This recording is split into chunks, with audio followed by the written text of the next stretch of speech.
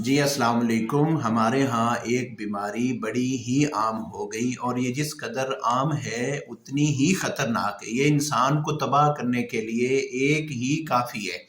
نبی علیہ السلام نے 3 مرتبہ فرمایا کہ وہ بندہ ہلاک ہو گیا، ہلاک ہو گیا، ہلاک ہو گیا، جو بندہ مذاق میں جھوٹ بولتا ہے۔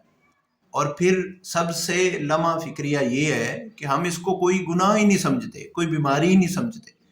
ہم تو اس کو ایک فخر کی چیز سمجھتے ہیں کہ میں لوگوں میں بیٹھا ہوا ہوں، میں نے بات کی ہے جھوٹ پہ، کسی کی بات کاپی کی، کسی پہ فٹ کر دی، اور پھر لوگ ہنسنے لگ گئے، تو میں سمجھتا ہوں کہ میں ایک بہت بڑا باتیں کرنے والا ہوں، میں لوگوں کو ہنسا دیتا ہوں۔ حالانکہ نبی علیہ السلام نے 3 مرتبہ ہلاکت کی بد دعا کی ہے۔